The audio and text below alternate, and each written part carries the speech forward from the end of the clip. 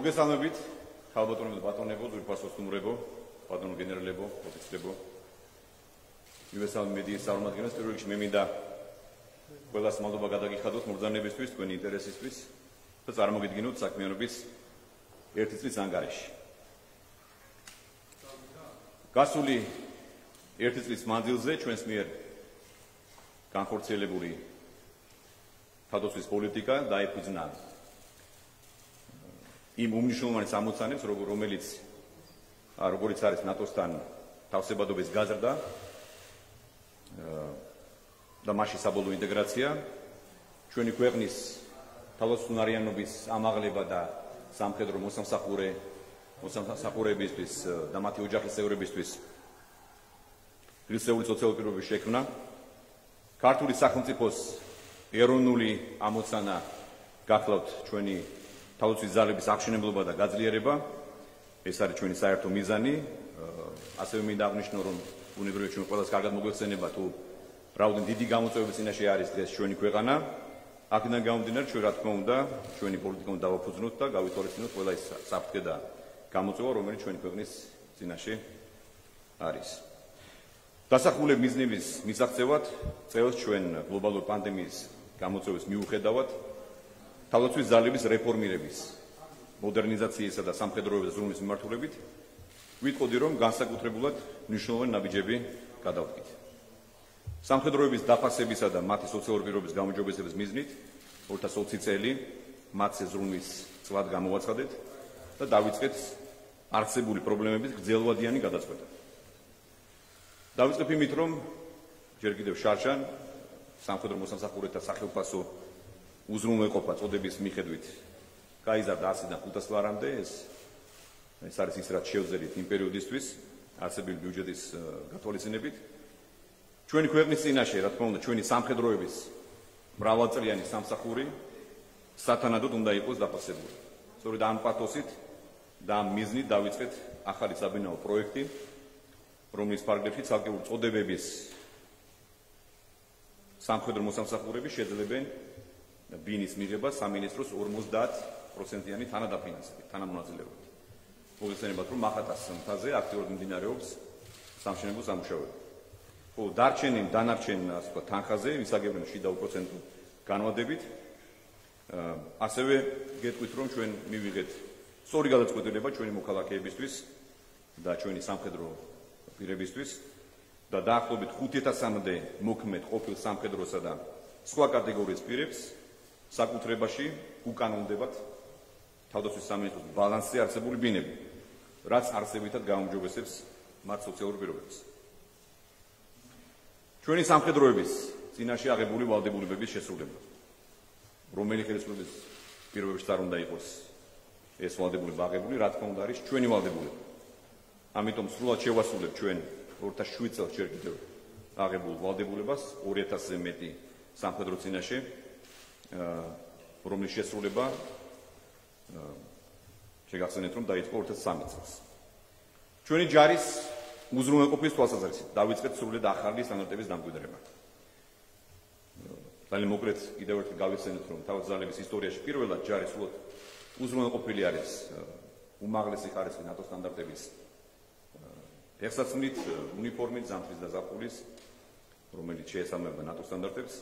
ასევე ჩვენ მოვაწესრიგეთ ისეთი პრობლემები, როგორიც არის მაგალითად კვების მრავალფეროვნება, ხარისხი, ჩვენი რა თქმა უნდა ამბიცია და ამოცანა არის, რომ ჩვენი ჯარი იკვებებოდეს ჯანსაღი და საუკეთესო პროდუქციით. ჩვენ მოგეხსენებათ, რომ გავზარდეთ კვების ხარისხი, გავუმჯობესეთ მენიუ, რაციონი და ასე შემდეგ. ასევე გეტყვით, რომ სამხედროებისა და მათ ოჯახებზე ზრუნვა ჩვენი ერთ-ერთი გამოკვეთილი პრიორიტეტია. ჩვენ გავაუმჯობესეთ სადაზღვევო პაკეტი და სამედიცინო სერვისები. რაც შეეხება განათლებას, ჩვენ განათლებას დიდ ყურადღებას ვუთმობთ ჯარში, ვინაიდან ჯერა და ასე ვწამს, რომ განათლებული და პროფესიონალური სამხედრო მოსამსახური არის ჩვენი ჯარის სწორედ სიმტკიცის და წარმატების გარანტი. განათლების ხელშეწყობის მიზნით ჩვენ დავიწყეთ სამხედროებისა და მათი ოჯახის წევრების სწავლის საფასურის 50%-იანი თანადაფინანსება. აგრეთვე დავაწესეთ მაღალი აკადემიური მოსწრების შემთხვევაში მინისტრის სტიპენდია 750 ლარის ოდენობით, რომელიც სემესტრულად გადაეცემა გამოვლენილ სტუდენტებს. ჩვენს დაუმარცხებელ დაჭრილ და დაშავებულ სამხედრო მოსამსახურებზე ზრუნვა. რა თქმა უნდა, არის ჩვენი ვალდებულება, ჩვენმა გმირებმა ყველა ზურპასი ჯანმრთელობა შესწირეს ჩვენი ქვეყნის დაცვას, ამიტომ ეს არის ჩვენი განსაკუთრებული პასუხისმგებლობა. და სწორედ ამ მიზნით წელს განსაკუთრებული ყურადღება დავუთმე და მივაქციეთ ჩვენს დაჭრილ დაშავებულ სამხედროებზე ზრუნვას. იქნება ეს ფინანსური დახმარება, იქნება ეს მათი საჭირო ოპერაციები თუ სხვა. ამავე მიზნით გეტყვით, რომ კიდევ ერთხელ შევახსენოთ საზოგადოებას, რომ დაჭრილი სამხედროების რეაბილიტაციის თანამედროვე საშუალებების უზრუნველსაყოფად ჩვენი თავარი სტრატეგიული პარტნიორის დიდი მეგობრის ამერიკის მხარდაჭერით ავაშენეთ და გავხსენით წეროვანში სრულიად უპრეცედენტო რეგიონში ცენტრი წეროვანში, რისთვისაც მე მინდა კიდევ ერთხელ მადლობა გადავუხადო ჩვენს ამერიკელ მეგობრებს. ეფექტური სოციალური პოლიტიკის განხორციელება უპირველეს ყოვლისა, რა თქმა უნდა, ეხმარება ჩვენი მზადყოფნის დონის გაძლიერებას და ქმნის მყარსაფუძველს ძლიერი ჯარის შესაქმნელად.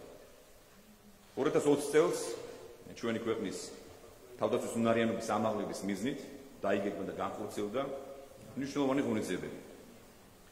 ჩვენ გვაქვს მკაფიო გადაწყვეტილება და კარგად გააზრებული მიდგომა, რომ ჯარის განვითარებისკენ გადადგმული ყველა ნაბიჯი უნდა ემყარებოდეს მის ინსტიტუციურ და შესაბამისად ძელვადიან და მდგრად განვითარებას. და სწორედ ამ მიზნით შემუშავდა თავდაცვის ეროვნული სტრატეგია თავდაცვის ნაწილში, რომელიც მომდევნო 10 წლისთვის განსაზღვრავს როგორც მთლიანად ჩვენი ქვეყნის მზადყოფნის ჩართვას, ასევე თავდაცვის ძალების შესაძლებლობების განვითარების გრძელვადიან გეგმას. ჩვენი ამერიკელი სამხედრო ინსტრუქტორების ხელმძღვანელობით წარმატებით გრძელდება ისტორიული, მე ვიტყოდი, მნიშვნელობის საქართველოს თავდაცვის მზადყოფნის პროგრამა GDRP, რომელსაც თვისობრივად ახალ საფეხურზე ახავს ჩვენი ჯარის მომზადების დონე. და ჩვენ ამ პროექტით უკვე გვყავს 7 გაწვრთნილი სამანევრო ბატალიონი, მომავალში კიდევ 2 ბატალიონი გაიწვრთნება და აღიჭრება.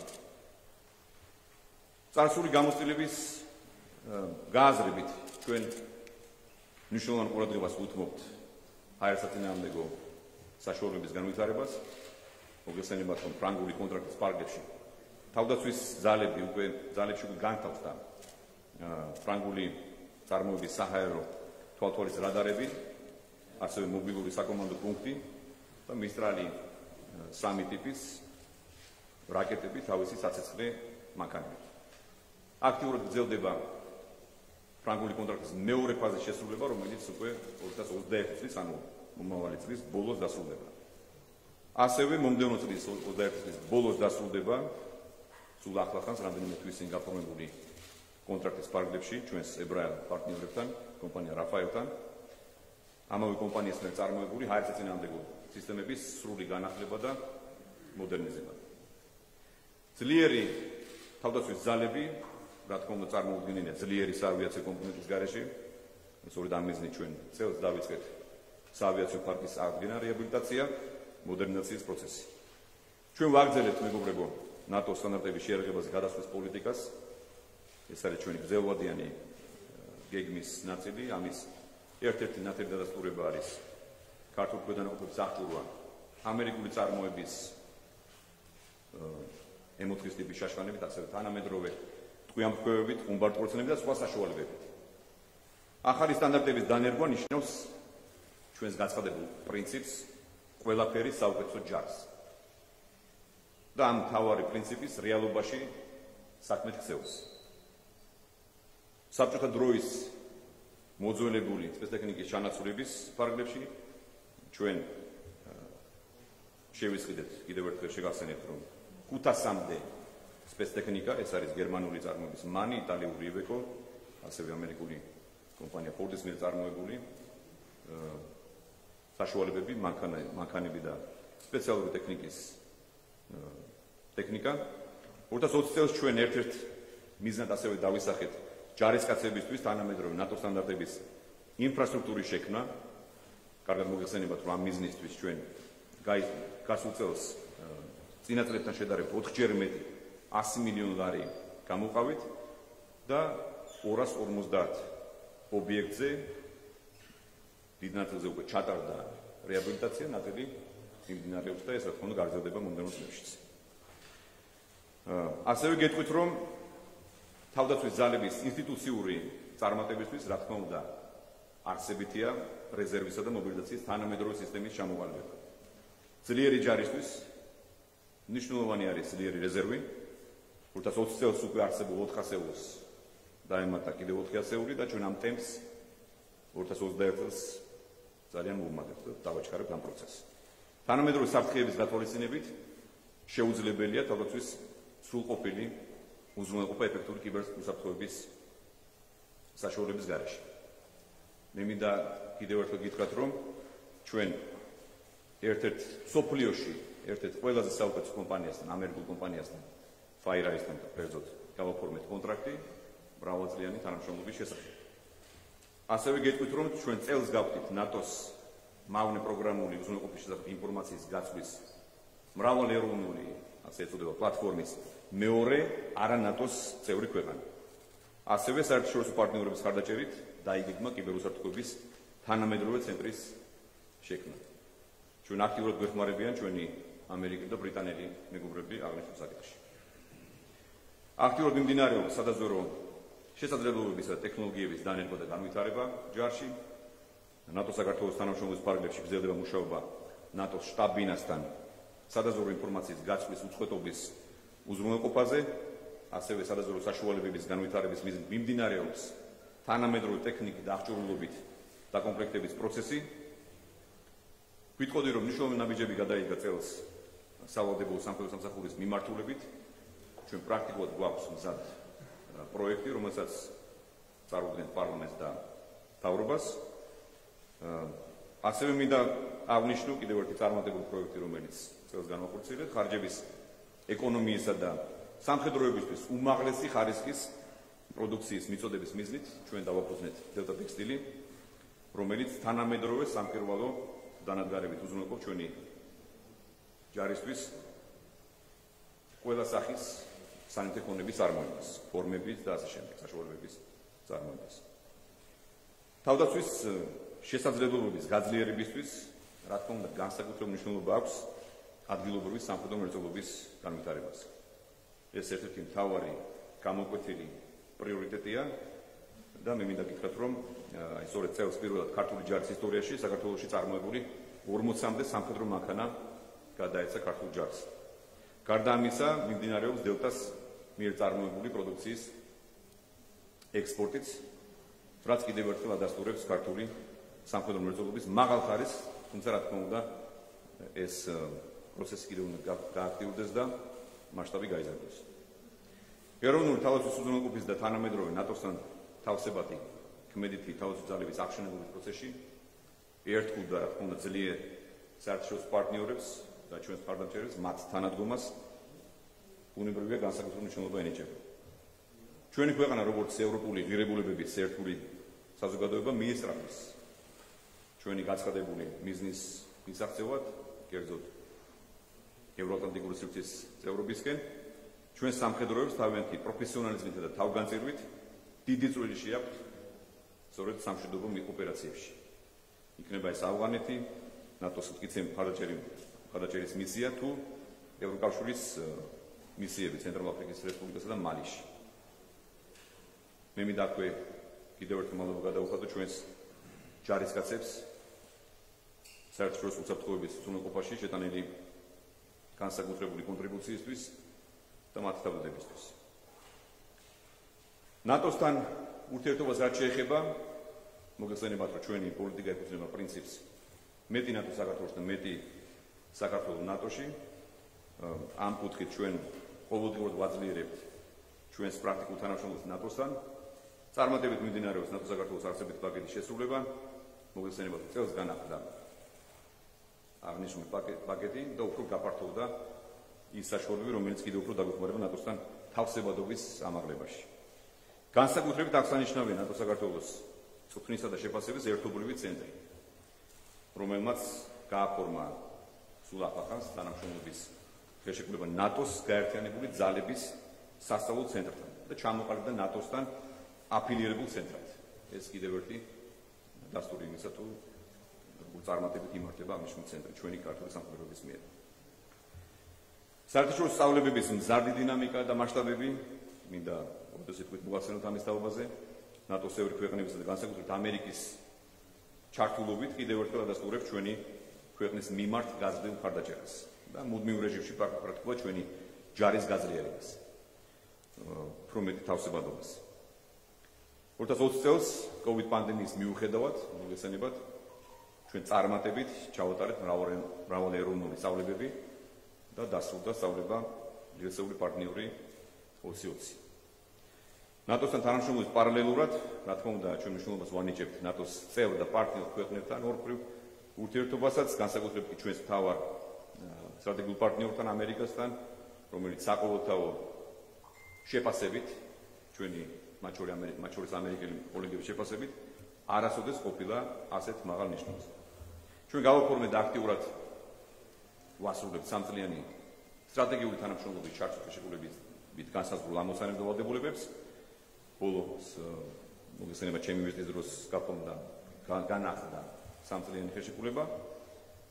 ასევე გეტყვით, რომ ბოლო ერთ წლის განმავლობაში კიდევ უფრო გავაღვრავეთ მიუხედავად პანდემიისა ორმხრივი ურთიერთობები ჩვენს ძალიან ძვირფას პარტნიორთან, დიდ ბრიტანეთთან, საფრანგეთთან, გერმანიასთან, ბალტიისა და სკანდინავიის, ასევე შავი ზღვის რეგიონის ქვეყნებთან. აი მაგალითისთვის გეტყვით, რომ სულ ახლახანს ვინაიდან ჩვენ გვაქვს სტრატეგიული ურთიერთობა ასევე თურქეთთან, რომელიც ნატოს წევრი ქვეყანაა, მათგან მნიშვნელოვანი ფინანსური ტექნიკური დახმარებაც მივიღეთ. კერძოდ ქართულ ჯარს გადაეცა 12 ერთეული სპეცტექნიკა და 35 ავტობუსი. ქართული ჯარი, მოგესალმებათ, რომ ყოველთვის იდგა და ყოველთვის იდგება იქ, სადაც ჩვენს ქვეყანა ჭირდება. და ჩვენს საზოგადოება, ჩვენს ხალხს ჭირდება. კორონავირუსის პანდემიის გავრცელების წინააღმდეგ თავდაცვის ძალებს მათთვის უჩვეულო სხვადასხვა ფორმით მოუწიათ ჩართვა. მოგესალმებათ, რომ რამდენიმე 1000 ჯარისკაცი აქტიურად იყო ჩართული ამ პროცესში, კერძოდ ჩვენ მართავთ 85 გამშვებულს პოლიციასთან ერთად და ამ მხრივ დახმარება გაეწია ჩვენს ხალხს. და რა თქმა უნდა, ჩვენი ამოცანა ვითარებაში იყო ჯარში ვირუსის გავრცელების პრევენცია და ჩვენი სამხედროებისა და მათი ოჯახების დაცვა. პანდემიის დასაწყისიდანვე, კერძოდ მოგახსენეთ კიდევ ერთხელ, პრევენციის მიზნით ჩვენ მივიღეთ ყველა საჭირო ზომა სამხედრო ნაწილების დეზინფექციით დაწყებული, სამხედრო ნაწილების, ასევე და სამხედროების დისტანციურ და როტაციულ პრინციპზე გადაწყვეტ.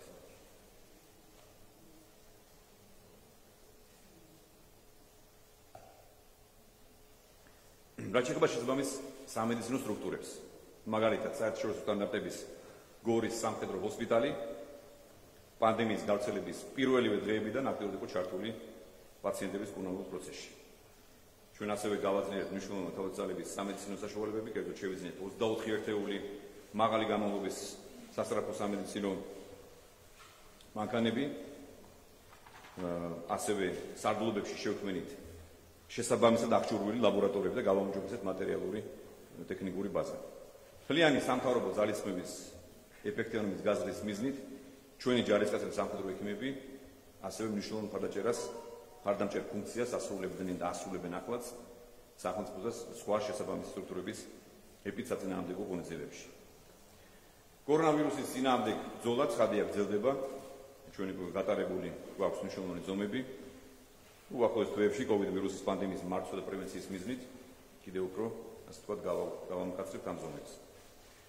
ლოჯისტიკური უზრუნველყოფის სარდლობის მიერ შეიქმნა სადეზინფექციო საშუალებების, ასევე პირადი ჰიგიენისა და დამცავი საშუალებების დამატებით მარაგები, ასევე გეტყვით, რომ გორის ჰოსპიტალი უკვე თავის საშუალებებით ადგილზე აკეთებს PCR ტესტებს და ამ ტესტების რაოდენობა 10-ჯერ მოემატებს უახლოეს თვეებში.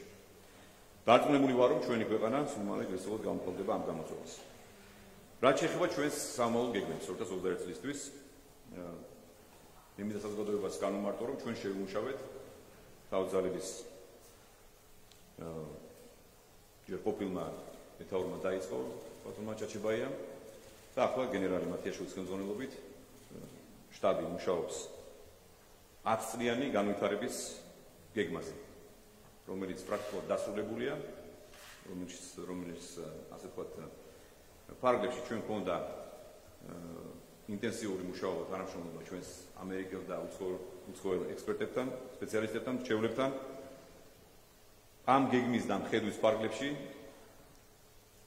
მომავალ წლებში სისტემატიურად დაიწყება ჯავშანსაწინააღმდეგო, საჰაერო თავდაცვის, საარტილერიო, სადაზვერვო, საავიაციო, ასევე საინჟინრო, სატრანსპორტო, ლოჯისტიკური საშუალებების განვითარება.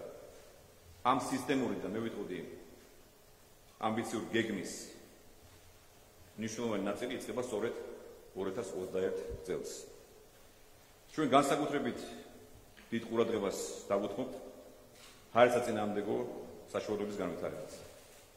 რადგან ამ კომპონენტის გაძლიერების აუცილებლობა წინაწლების გამოცდილებამ კაფეოდ დაგვანახა, განახლდება და გარემონტდება საჰაერო თვალთვალის რადარებიც, შესაბამისი ინფრასტრუქტურა, ასევე ფრანგულ მხარესთან გაფორმებული კონტრაქტის ფარგლებში 2021 წელს უკვე ჩვენ მივიღებთ საჰაერო ოპერაციების მართვის ცენტრს, ასევე დაგეგმილი გვაქვს ჩვენ საჰაერო თავდაცვის ბრიგადის მშენებლობა და მოწყობა.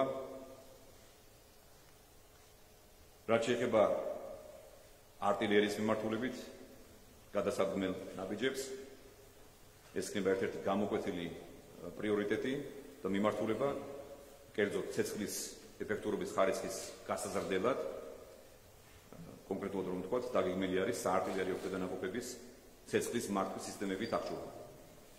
ასევე იგეგმება თანამედროვე გადასატანი საზეიმო სარაკეტო კომპლექსების შესყიდვა წელს 2021 წელს. კიდევ ერთი მნიშვნელოვანი კომპონენტი, რომელიც მიმდინარე თუ ბოლო წლებში არსებულ სამხედრო დაპირისპირებებში ნახოთ გამოჩნდა, გახლავთ უპილოტო საფრენი აპარატების მნიშვნელობა. მომდევნო წელს ჩვენ 2021 წელს შეძენილი იქნება ოპერატიულ-ტაქტიკური უპილოტო სადაზვერვო და საბრძოლო საფრენი აპარატები, დრონები. ასევე გეგმავთ ჩვენ სამანევრო და საარტილერიო ქვედანაყოფების აღჭურვას თანამედროვე სადაზვერვო საფრენი აპარატები. ამ კონტექსტში ბუნებრივია განსაკუთრებულ მნიშვნელობას იძენს რადიოელექტრონული სადაზვერვო და სათვალთვალო საშუალებების განვითარება. შესაბამისად, ჩვენ აქტიურად მუშაობთ სადაზვერვო ელექტრონული კომპლექტების შეძენის თაობაზეც, საკითხზეც. თქვენ ასევე მოგეცემათ, რომ ამერიკასთან მჭიდრო თანამშრომლობა ჩვენ უკვე შევიძინეთ თანამედროვე ჯავშანსაწინააღმდეგო საშუალება ჯაველინის ერთი პარტია. ამერიკაში ჩვენს ანგარიშზე არსებული დახმარების $30 მილიონი ფარგლებში გეგმავთ დამატებითი პარტიის შეძენას და სხვა შეერაგების შეძენას, ასევე ახლომომავალში, გასწრებად 2021 წელს ჩვენ ვიწყებთ ახლო რადიუსის თანამედროვე ტანკსაწინააღმდეგო საშუალებების შეძენას და წლის ბოლოს, 2021 წლის ბოლოს ნაწილი 22-შიც გადავა, ჩვენი ჯარი სრულად იქნება აღჭურვილი ნატო სტანდარტების M4 ტიპის შაშხანებით, თანამედროვე ტყვიამფრქვევებით, ხუმბართლოცნებით და სხვა საშუალებებით. მომდევნო წელს ნატო საქართველოს განახლებული არცებითი პაკეტის და სხვა მექანიზმების მეშვეობით ჩვენ კიდევ უფრო გავაძლიერებთ ნატოში ინტეგრაციის პროცესს და გავაგრძელებთ ისეულ მონაწილეობას საერთაშორისო მისიებში, მსოფლიოში მშვიდობის და უსაფრთხოების დასწრებად. ასევე გეტყვით, რომ ჯარში გაგრძელდება ინტენსიური ინფრასტრუქტურული მოდერნიზაციის და ლოჯისტიკური საშუალებების სრული განახლების პროცესი. ამისათვის ჩვენ მომავალ ბიუჯეტში 80 მილიონი ლარი გვაქვს გათვალისწინებული და კიდევ უფრო, ასე ვთქვათ, გეგმავთ დამატებით როგორც არსებული ინფრასტრუქტურის შენარჩუნებას და განახლებას, ასევე ახალი ყაზარმების და სხვა სამხედრო ობიექტების მშენებლობას. ასევე მინდა რამდენიმე სიტყვით მოგახსენოთ ჩვენი ხედვა ეროვნული სამხედრო მრეწველობის განვითარების თაობაზე. ეს არის ერთ-ერთი მთავარი პრიორიტეტი ჩვენთვის. მომდევნო წელს ჩვენ ქმედით ნაბიჯებს გადავდგავთ დაწყებული პროექტების დასრულებლად და ახალი პროექტების დასაწყებად. ამ მიმართულებით უფრო გამორჩეულად გეტყვით, რომ მეტი ცოდნისა და გამოცდილების მისაღებად მუშაობთ უკვე დაწყებულ გვაქვს წინასწარი საუბარი მოლაპარაკებები ერთობლივი საწარმოების შესაქმნელად. კერძოდ ჩვენს პარტნიორ ქვეყნებთან, პოლონეთთან, ჩეხეთთან და ისრაელთან. მომდევნო წელს ასევე გეტყვით, რომ ჩვენ კვლავ განსაკუთრებულ პრიორიტეტს მივანიჭებთ ჩვენ სამხედროებს და მათ ოჯახებზე ზრუნვას. ჩვენი სოციალური პოლიტიკა გაგრძელდება. რა თქმა უნდა, ჩვენი ჯარისკაცები იმსახურებენ ყველაფერს საუკეთესოს და ჩვენ მომავალშიც ამ მიდგომის ერთგული დავრჩებით. სამხედრო პატრიოტული სულისკვეთების ამაღლება და ყველა სამხედრო სერვისის, ასე ვთქვათ, დროული და ეფექტური მიწოდება მნიშვნელოვანი არის ჩვენი მოქალაქეებისთვის. ასევე ინფორმაციაზე ცდომა თუ რა ხდება ჯარში და რა პროცესები მიმდინარეობს. ამ მიზნით სწორედ ჩვენ ვეგმავთ ყველა რეგიონში რეკრუტირების ცენტრების შექმნას და მშენებლობას. პანდემიის გამო ჩვენ სამწუხაროდ წელს აღნიშნულ პროექტის გადადება მოგვიწია. ეს რა თქმა უნდა დაკავშირებული არის სამხედრო სავალდებულო სამსახურთან და იმ მნიშვნელოვან გეგმასთან, მრავალწლიან გეგმასთან, რომელიც ჩვენ შევიმუშავეთ.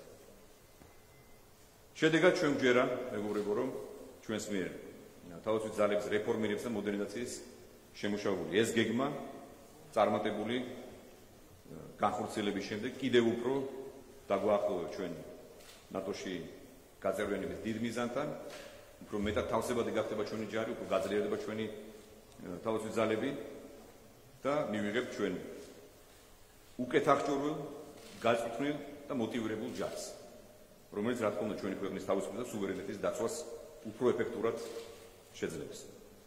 ამ პროცესში აქტიური ჩართულობისთვის და მხარდაჭერისთვის მე მინდა ყველა სამხედროს, ჩვენს პოლიტიკურ გუნდს ასევე, ჩვენს სტრატეგიულ პარტნიორებს და მეგობრებს მადლობა გადაუხადო.